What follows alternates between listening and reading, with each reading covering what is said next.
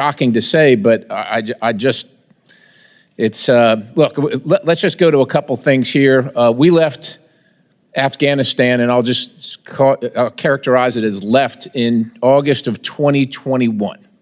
August of 2021. So the Taliban's in charge. Taliban threatens the lives of the NGO personnel distributing USAID. They claim credit for USAID distribution. They interfere with the distribution of USAID aid. They tax the beneficiary of the aid. They tax the delivery service. They steal the food commodities. They divert the funds. They extort citizens for protection for USAID aid. They create sham procurement schemes, and they threaten the lives of those who oppose those schemes. Now, that all occurred before August of 2021, when we were there. Now, you know, you don't have to be a rocket scientist. You could just read the Taliban is classified, and if you don't know, the Taliban's in charge of Afghanistan. They're classified as a specially designated global terrorist organization by OFAC.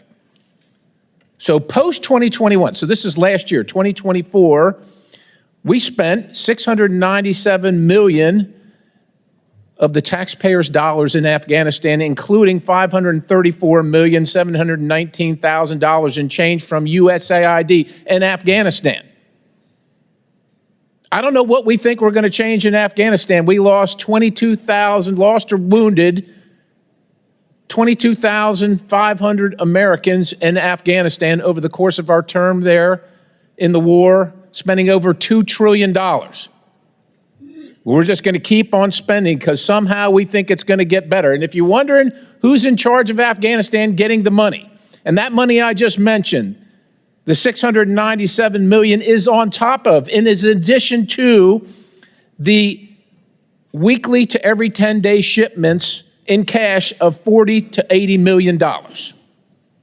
Afghanistan is ruled by folks named Sarajuddin Haqqani. The Haqqani network mean anything to anybody in the room? How about Abdullah bin Laden, who gets some of that money? Does that name ring a bell to anybody in the room?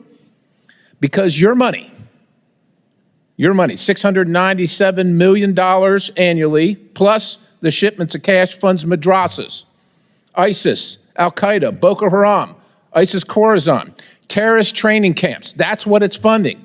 If you think that the program under Operation Enduring Sentinel entitled Women's Scholarship Endowment, which receives $60 million annually, or the Young Women Lead, which gets about $5 million annually, is going to women who, by the way, if you read the Inspector General's report, is telling you that the Taliban does not allow women to speak in public. Yet somehow you're believing, and American people are supposed to believe, that this money is going for the betterment of the women in Afghanistan. It is not. You are funding terrorism, and it's coming through USAID. And it's not just Afghanistan, because Pakistan's right next door. USAID spent $840 million in the last 20 years on Pakistan's education-related program. It includes $136 million to build 120 schools, of which there is zero evidence that any of them were built. Why would there be any evidence? The Inspector General can't get in to see them. But you know what? We doubled down and spent $20 million from USAID to create educational television programs for children unable to attend the physical school. Yeah, they can't attend it because it doesn't exist. You paid for it. Somebody else got the money. You are paying for terrorism. This has got to end. I yield, Mr. Chairman. Thank you, Mr. Perry. In addition, we don't even have an embassy in Afghanistan. Chair now recognizes the representative from California, Mr. Barra.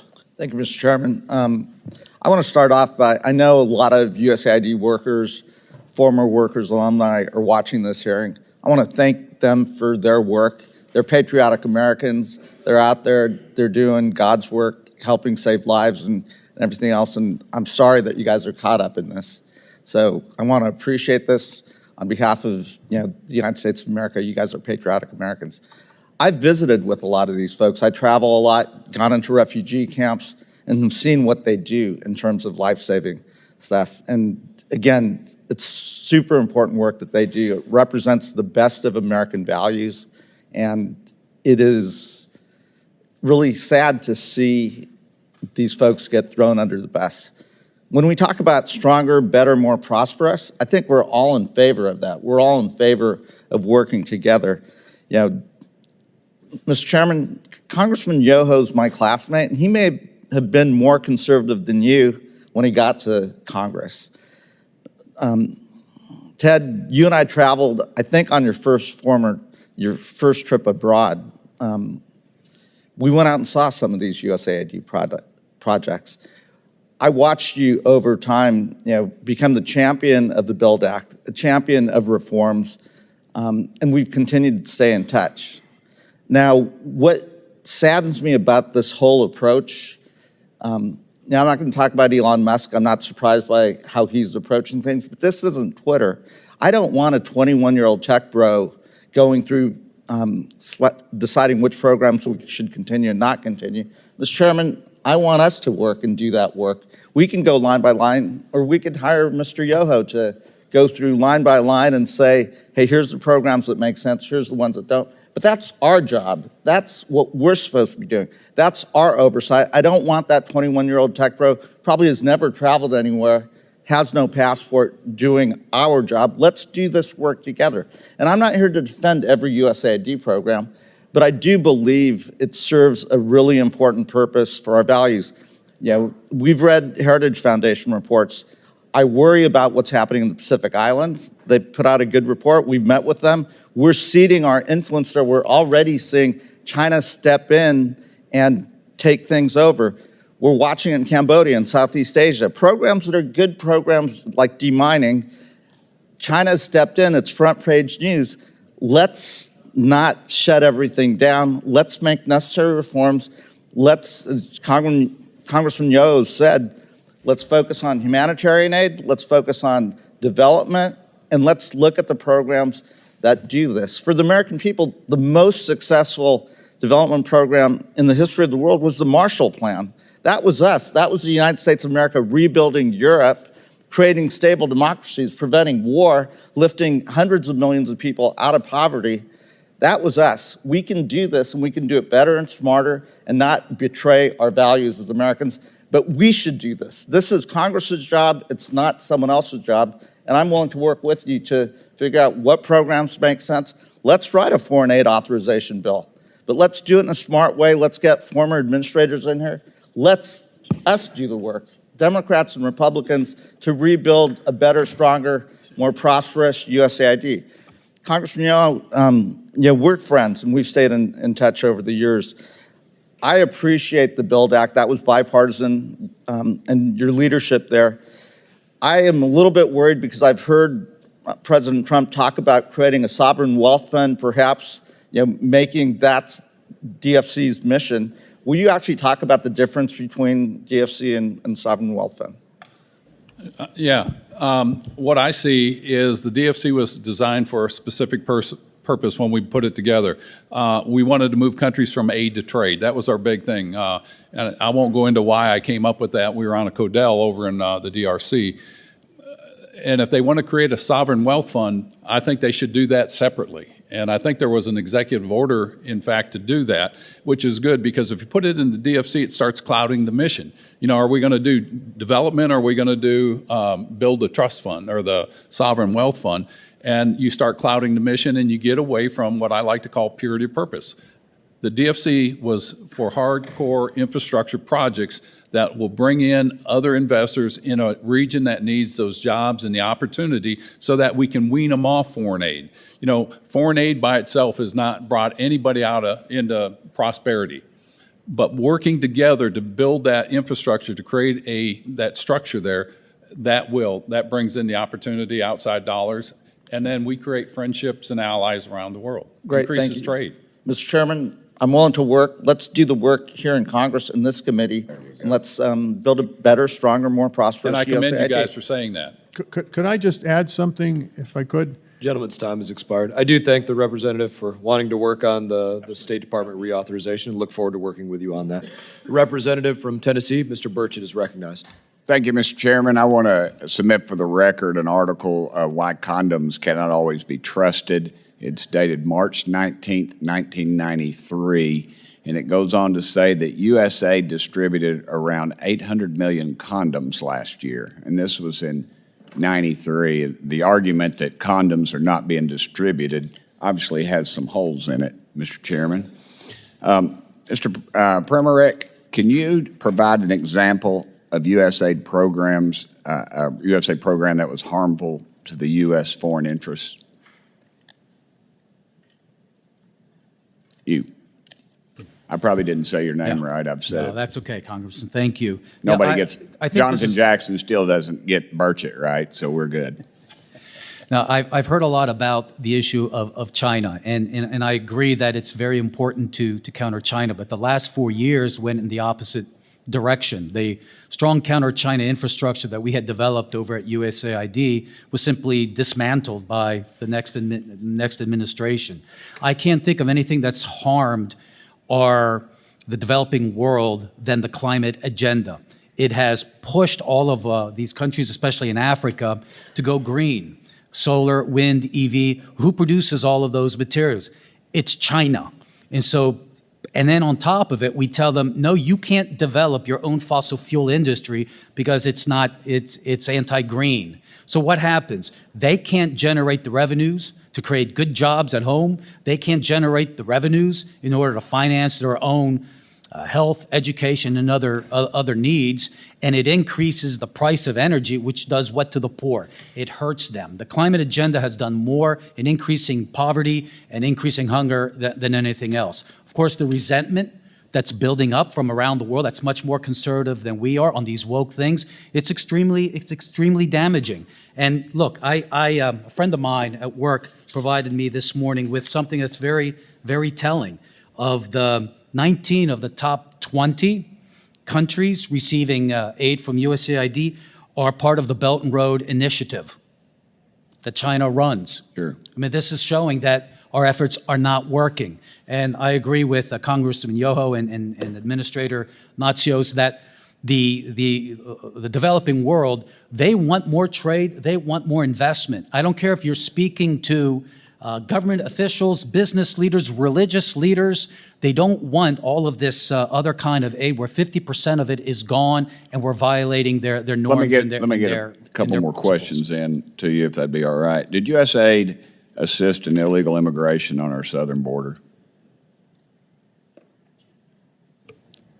I think that's something, it's both state and aid that's shared in that responsibility. PRM over at state, I think, is doing this. There was this whole thing about root causes and spending billions of dollars in Central America as if that would stem illegal immigration. But the problem with that argument is that these countries earn tens of billions of dollars of remittances. So the amount of aid that we're spending is such a tiny amount, it doesn't have any impact. If you want to stem illegal immigration, it's not foreign aid, it's closing the border. And we're seeing the results of it now. Did USAID fund foreign terrorist organizations such as the Taliban? You know, when I launched and led the Bureau for Humanitarian Assistance, we had an internal risk assessment tool, and I pushed it immediately into red because we were sending money in places where we didn't have an actual presence. In a place like Afghanistan, we're not there. All of the international NGOs that we worked through, they left, and the Afghans that had worked for us, they fled or were killed. So we have absolutely no idea what's happening with that money, but it's being spent. Before I left as the COO, I put in a very tough vetting requirement that anybody who touches the money must go through our databases to see whether or not these are terrorists. But the next administration just removed it. So I think we can safely conclude that we are. Those groups will hate us for free. Ted, does Congress authorize the spending for every individual USAID program? And that's to say, did Congress approve the $20,000 for the drag show in Ecuador or the $47,000 for a transgender opera in Colombia? No, they don't.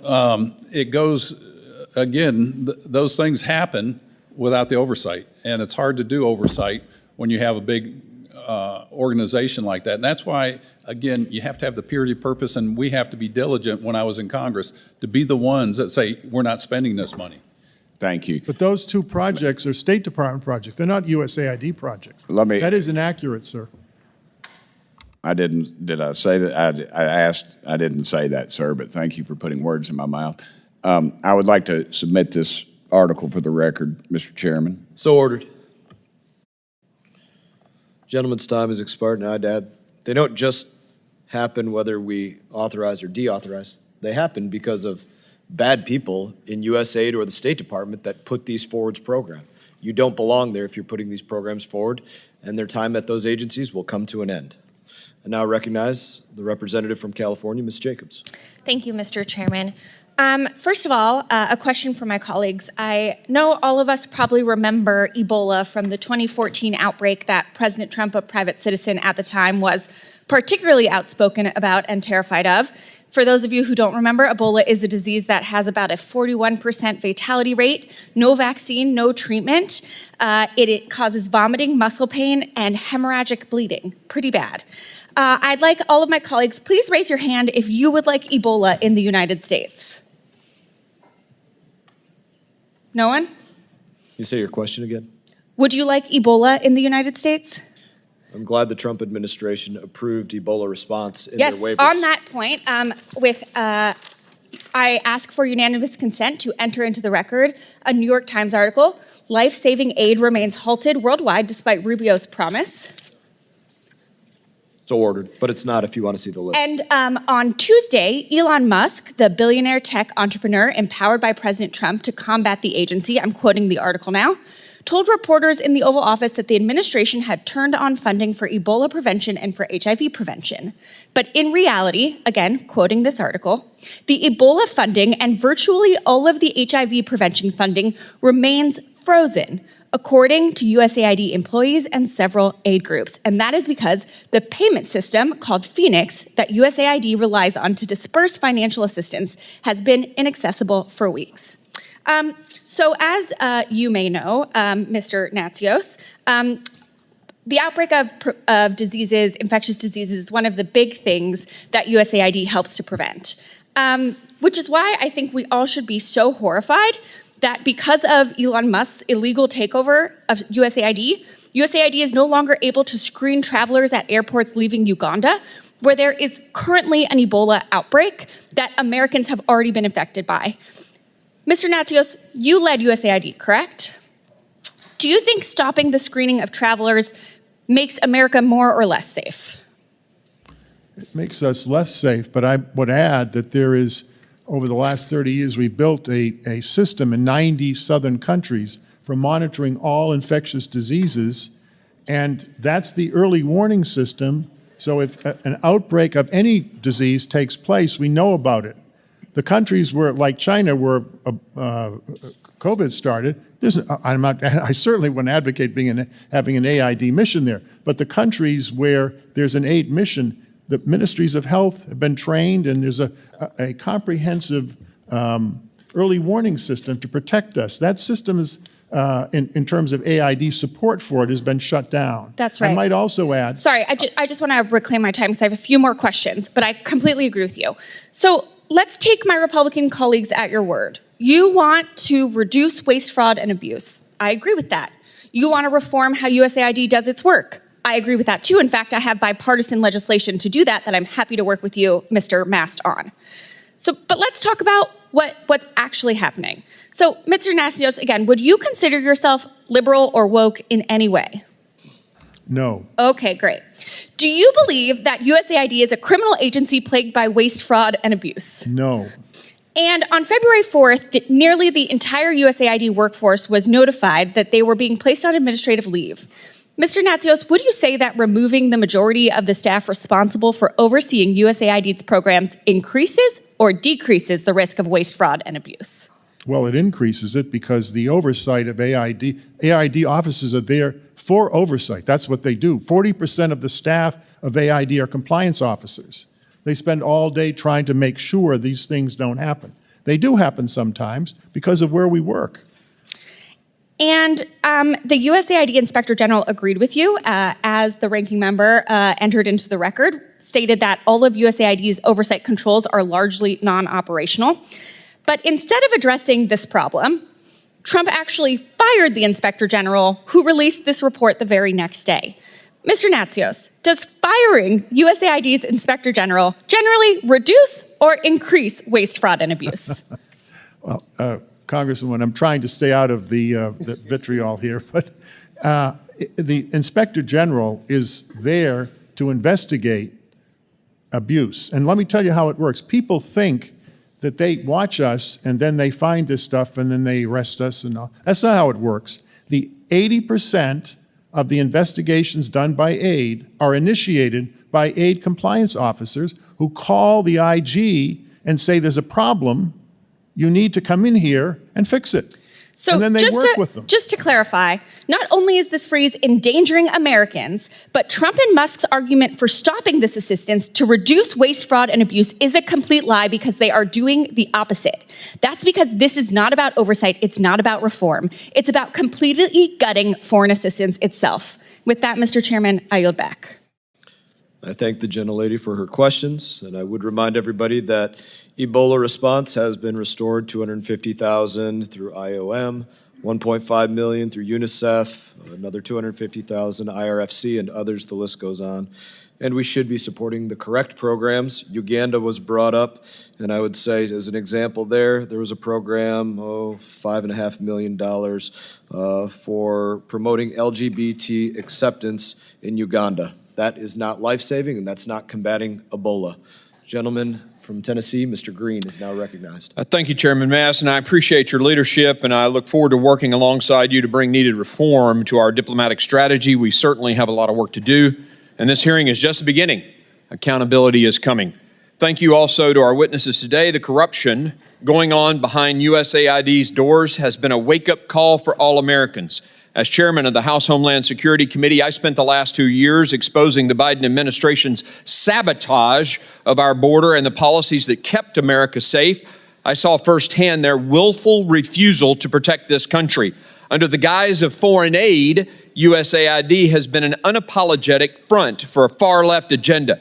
It has become self-evident there weren't a handful of foolish policies, but rather a coordinated strategy of radical, idiotic, and often anti-American priorities. Idiotic, you say? Millions to teach Moroccans how to make pottery? The Moroccans were making pottery before we were a country. This entire debate today and the crocodile tears from Democrats just goes to show what's wrong with this town. Not a single Democrat I've heard has expressed dismay at the many examples of crazy, wasteful spending. I don't understand the objection to a deep dive in how we spend our money, but perhaps it's the fact that over the last several weeks, a massive surge has occurred in the search for a criminal defense attorney. That probably says it all. 5 times in this city, any other city in the nation. I'd like to remind the committee that President Kennedy unilaterally created USAID through an executive order in 1961. Yet the President Trump, orders a momentary pause after winning a mandate for reform, and Democrats cry, constitutional crisis. This is after 4 years of reckless spending and unrepentant lawlessness from the Biden administration. I want the American people to understand how this works in Washington. As long as you're spending other people's money, no one bats an eye. But the second you want to save taxpayer dollars, the swamp cries wolf, or in this case, unprecedented constitutional crisis. This breathless, fake outrage from the left is utterly insane. And you know what the American people, you know they can see right through it.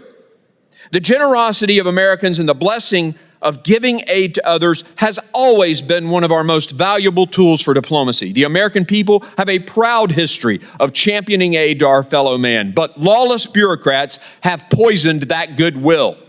Many USAID programs are wasteful and actively sabotage our diplomatic relationships by forcing woke ideology on our partners. Just look at PEPFAR, a beacon of hope in the fight against HIV/AIDS, yet the Biden administration even weaponized this crucial program, jeopardizing lives and undermining our relationship with African nations. Under Administrator Powers, our message to Africa was explicit, as it was heinous. Abort your babies and violate your religious convictions, or we won't grant you life-saving aid. Let me be crystal clear to those who've been complicit in this betrayal. Firing those involved is just a start. We have a long way to go. And one last point. I want to correct the record on a couple of things. First, Elon Musk and the team that is working does not have access to personal data. They don't have access to your Social Security number. That is a lie. Elon Musk does have a security clearance. He has a top secret security clearance. By God, he makes the rockets for NASA. But the suggestion that he somehow can't be trusted to dig into how we're spending our money is nothing but a smokescreen to hide the corruption and the wasteful spending that has occurred there. And I am personally offended at the left's continued references to 19-year-olds and 21-year-olds in there doing work. There are 19-year-olds who have won the Medal of Honor defending this country. Just because you're 19 doesn't mean you're some child who can't be trusted. It is offensive. And if you're 19 years old out there, 20 years old, and you're serving this country, by God, your service matters. Keep serving. We thank you for that. It would appear that I'm out of time, Mr. Chairman. I yield. Amen. Representative Castro is now recognized.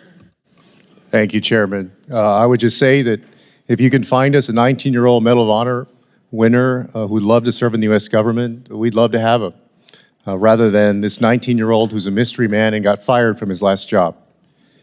As y'all hear a lot of angry, fire-breathing rhetoric coming from the other side, I want you to consider, as Americans, where we started the year. Our country, for all of the complaints and all of the anger, is still the most powerful, prosperous nation on earth, with the lowest unemployment rate in decades and a strong economy, where foreign aid represents about 1% of our total budget. And yet, Elon Musk and this administration's attempt to illegally shut down USAID and freeze ongoing foreign assistance programs has been met with support and applause from some of the world's worst authoritarians. Venezuelan Interior Minister and Nicolas Maduro's key lieutenant celebrated the Trump administration's actions in ending support to the Venezuelan opposition. In Nicaragua, Daniel Ortega's sons said that, quote, Trump turned off the faucet for terrorists when he shuttered USAID funding. Belarusian leader Lukashenko applauded the administration's decision to cut funding for, quote, the fugitive opposition. The opposition that for years Republicans have said they support, they have now abandoned. President Trump has abandoned. He cut off TPS for Venezuelans and betrayed the people of South Florida and sent them back to a man he says is dangerous, yet sent Rick Grinnell to handshake with. After this administration's halted funding to Cambodia to remove unexploded bombs that the United States dropped on their country years ago, China offered to move in and replace U.S. funding. China has offered to go do the job that we are no longer doing. What do you think that does for American diplomacy? What do you think it does for our reputation around the world? What do those people think of us that we won't help them take away the bombs that we dropped years ago? Similar celebrations have come from leaders in Russia, Iran, Hungary, Cuba, and other countries as we've cut support to democracy activists in these countries. Democracy activists. Republicans have been eager to accuse Democrats of, quote, abandoning our allies. The reality is that the Trump administration abandoned our allies everywhere, and it didn't even take a week. Donald Trump has abandoned those fighting for democracy in Cuba, Nicaragua, Venezuela, Iran, North Korea, and China. He's abandoned Taiwan, freezing security assistance to the island nation facing threats of invasion from China.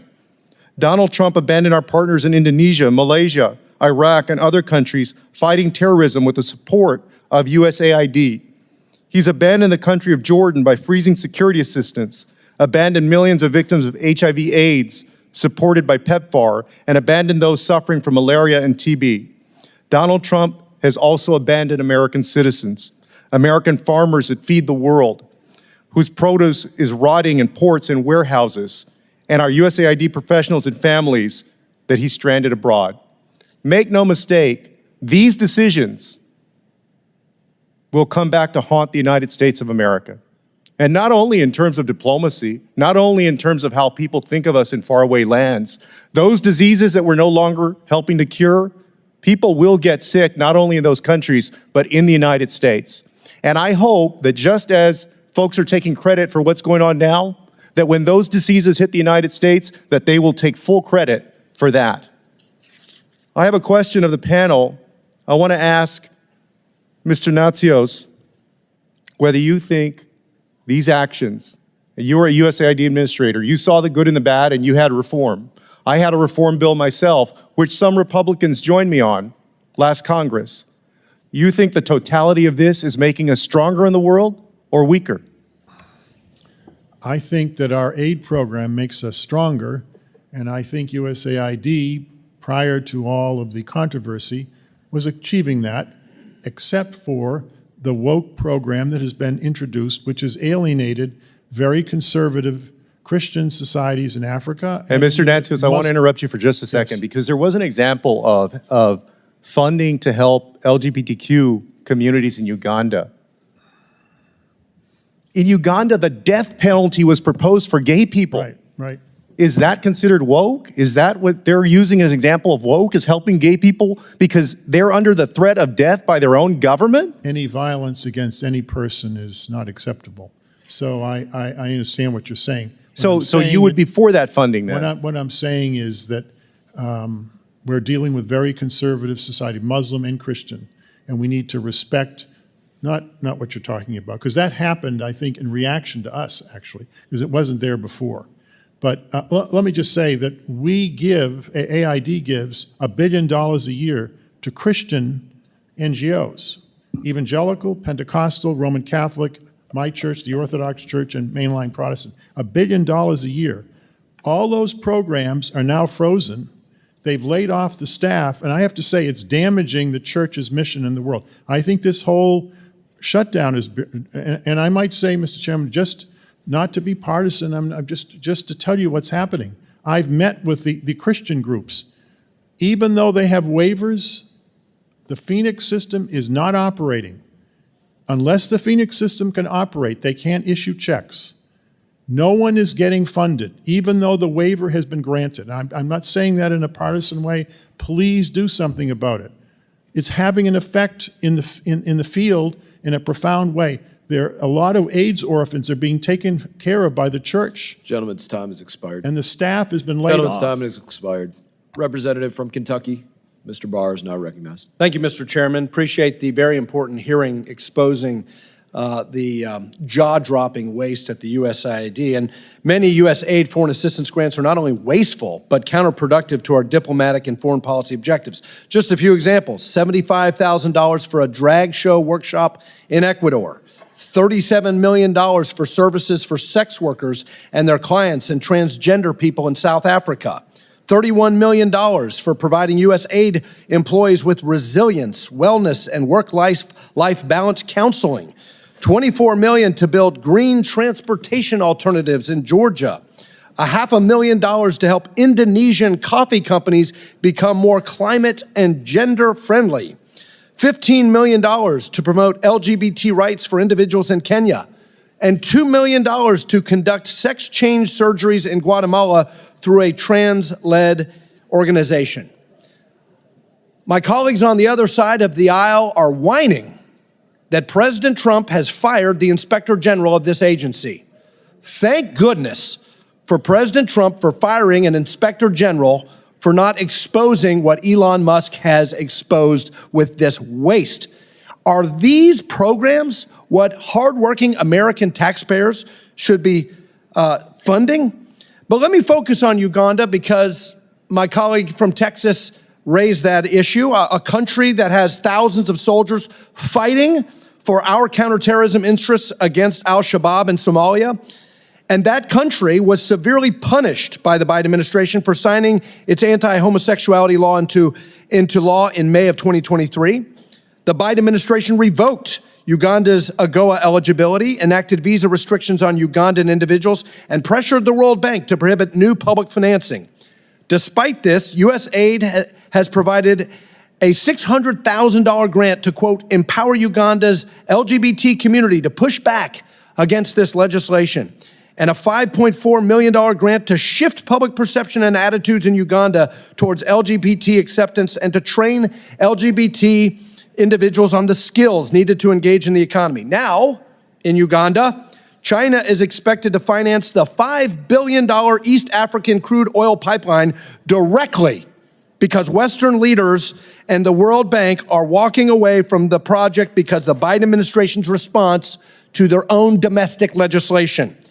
Mr. Primorac, should taxpayer dollars go toward penalizing countries like Uganda for making their own internal domestic political decisions on social issues that one administration doesn't agree with, which in turn strengthens countries' relationships with our adversaries like the communists in China?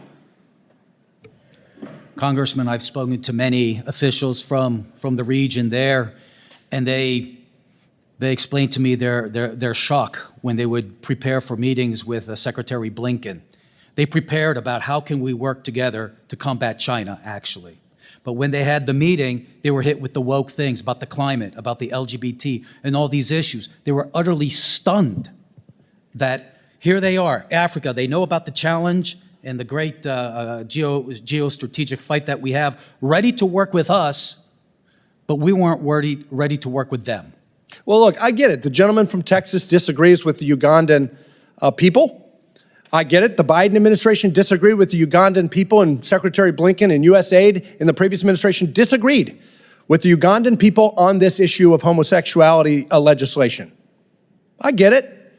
The question is not their opinion.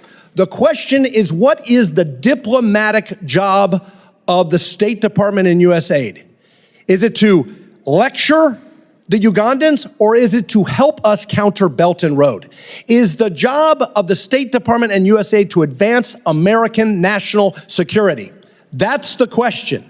And what they did in that instance with Uganda is compromise American national security and empower our adversary. Representative Yoho, Ted, it's good to see you. Thank you for your amazing work and your authorship of the BUILD Act. You were instrumental in the passage of that bill and authorized U.S.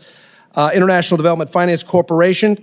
Can you see DFC playing a much more effective role in advancing our interests abroad and countering China's Belt and Road? Absolutely. And if you could, how can reforms like equity scoring and country eligibility changes help U.S. investments in countries like Panama?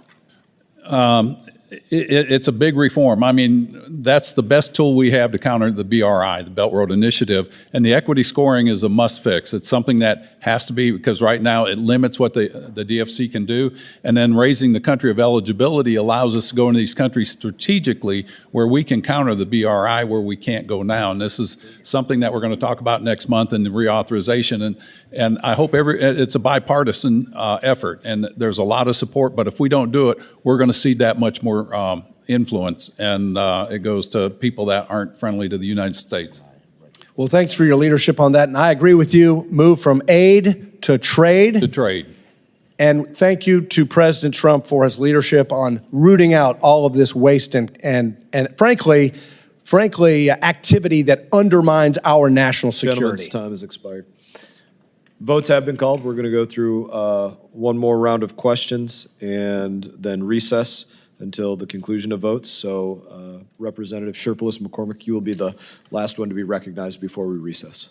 Thank you, Mr. Chairman, and thank you, Ranking Member. And thank you, everybody, for being here. USAID, along with the State Department, has been one of our strongest mechanisms to secure the region and national security, and also build relationships throughout the entire world. In Haiti, we've seen huge support and huge forward movement when it comes to USAID providing an option for many children who are either forced to join the gangs or face starvation and their families dying. But USAID has stepped in and actually gave them an option, which is to eat and provide food. We recently spoke with the World Health Organization and other organizations that are there feeding people in Haiti. And one of the things they brought up to us is that if they don't have the funds by March, they will not have the option to start feeding again and doing those programs in Haiti. Although there is a waiver, we've already talked about at length about the problems with the waiver and them kicking in back with the payment system.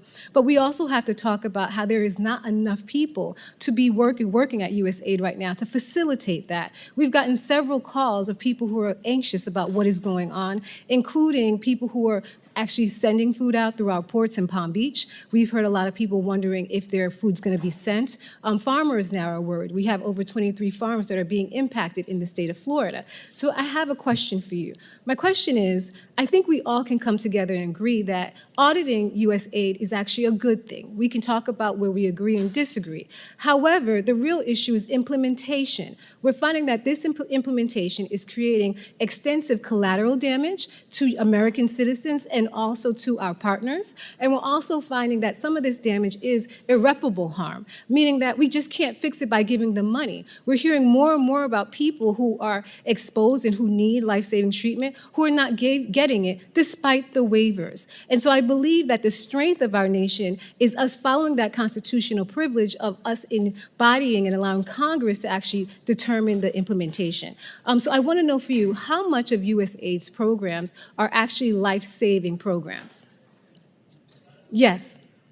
Of the $38 billion last year, $15 billion was humanitarian assistance and emergencies, famine relief, disasters, civil wars.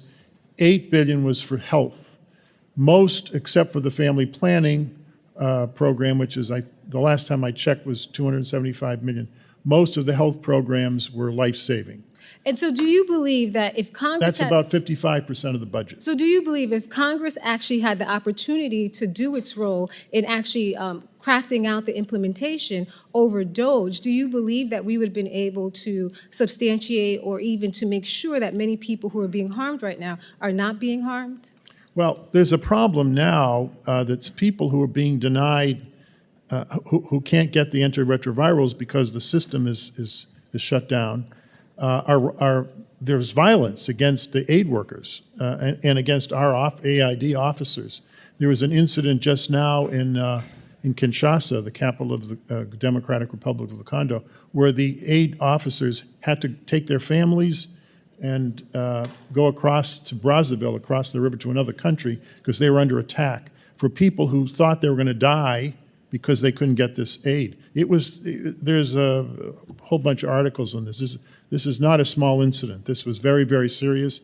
Some of the embassy people were under attack too. Well, thank you so much for identifying that, because USAID is not a faucet that you can turn on and off. Right. You cannot pause it and then turn it on and think that there will be no damage. However, I do have confidence that if Congress had the opportunity, instead of DOGE, that we could have worked across the aisle to identify what would have been the consequences and, in fact, protect not just our farmers, but the people who are using it. We're hearing more and more stories about people who are actually losing their lives because they were part of an experimental program, they were part of a USAID program, even hearing stories about people who have objects and instruments who are still in their body, and because there's a stop order, they cannot remove them. And so as we move forward, I would like for us to focus on what is the strength of our nation. Us being able to work together and identify how we can actually promote the agenda of the United States, but still preserve our compassion. And I have full faith and confidence that if we had the opportunity to do our constitutional duty as members of Congress, working with the chairman, who I've worked with several times before, and I believe he's a compassionate person, that we would have saw what was happening and prevented any kind of collateral damage to our farms, to our district, to our ports, especially the loss of life. So as we go forward, I think we should stop focusing on totally a few programs which you may disagree on, but focus on how we can regain ourselves internationally, because every single day that we actually have these arguments and funding isn't going out, China is stepping in. Russia is stepping in. And what they're telling them is that we are not reliable, that we will not be there, that we will start and we will stop and people will get hurt. Mr. Chairman, I yield back. Thank you, Representative. We do have time to do one other round of questioning before we recess for votes, and so we're going to recognize Representative Salazar. Thank you very much, Mr. Chairman, and thanks to the witnesses. My name is Maria Salazar. I'm the chairman of the Western Hemisphere Committee, subcommittee here in the House Foreign Affairs Committee, and I am very distraught because some of the programs that we have been talking about come from the region that I represent. Many people in South Florida that come from those countries of origin: Guatemala, Venezuela, and Peru. So I understand, Mr. Natsios, that you do not agree with the way that Elon Musk has conducted his investigation into USAID, but I do believe, coming from the world of television, that you are judged by the results, not by the process. And Musk has discovered things that are completely and absolutely embarrassing. And in my, specifically in the region that I'm saying that I'm representing a lot of constituents. So I want to salute you because you said that you did the job, you were the administrator, that you went line by line, that you were cleaning up the different programs, that you took your job very seriously. But apparently, we are in different times. And I'm just going to share with you within the time that I have 3 programs coming from Latin America, which I think that are highly embarrassing. Let's start with Venezuela. And here's the video that Chairman played before. Venezuelans, they're fleeing Marxism. They're hungry. The average Venezuelan weighs 15 pounds less because of lack of food. We know that Chavez has destroyed the country. They make it to Ecuador. They're tired. And then they encounter that the United States, which is the beacon of hope, is offering this program to become a drag queen. So I think there's something wrong with that picture. And I'm not sure if we can play it again, but I just wanted your opinion. Well, that particular program was a State Department program. And I have great respect for the State Department, but I think it's appalling they did it, to be very frank with you. So you do not agree with those $35,000 No, invested? I don't. I don't. think we Okay. should stick with our basic mission. Okay, well, but you agree that they have not. Not under you, Oh, but no, they have not. they have not. And Okay, I think so that let's needs go to to, be I just want to changed. hear your thoughts because unfortunately Just time one is of the comment, essence. $2 million for Native Indians in Guatemala. President Giammattei called me. I've never had a president from a country saying, I don't want the United States money. Highly conservative. These are the Native Indians in Guatemala, people who are just, flipping the tortillas and they just want to learn how to do a job, not sex change surgeries. What do you think about that? That's beyond what this AID mission is. I don't think we should be. Good, that's all we need to know. Peru, in the Amazon. This is the jungle. This is not Jeff Bezos' Amazon. This is like where people have harsh conditions. They need mosquito nets to fight malaria. So $25,000 for diversity recruitment events. What is a diversity recruitment event in the middle of the jungle? I have no idea. Congressman, just one comment. You can move aid to do what you want by hiring a development professional, a conservative, who knows how to manage a large, complex operation.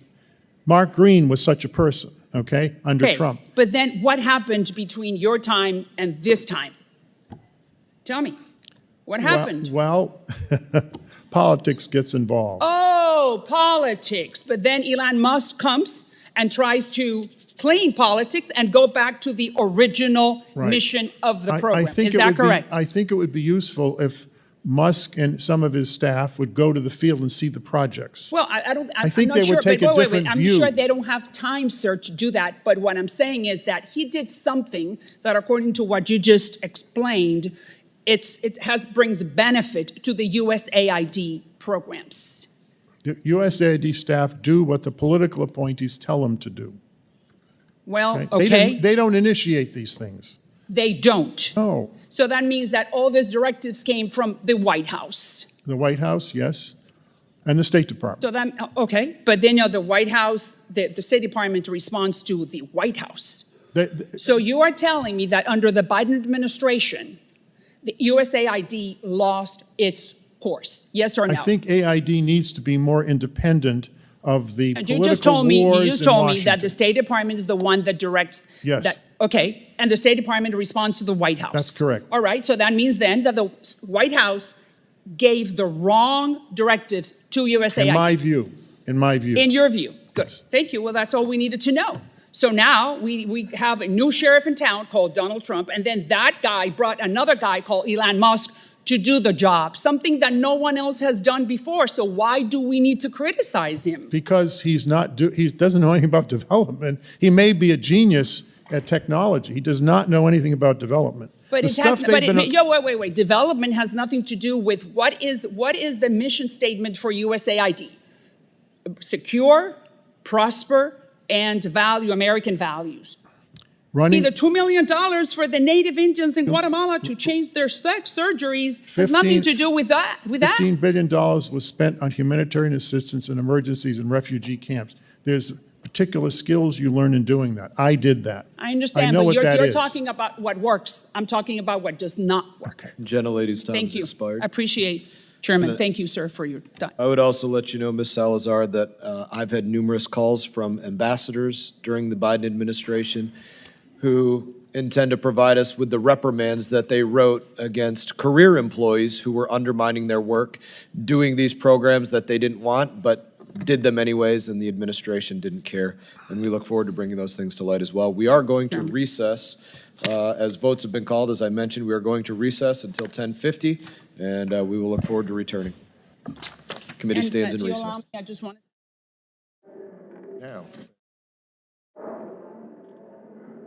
for the world. Thank you.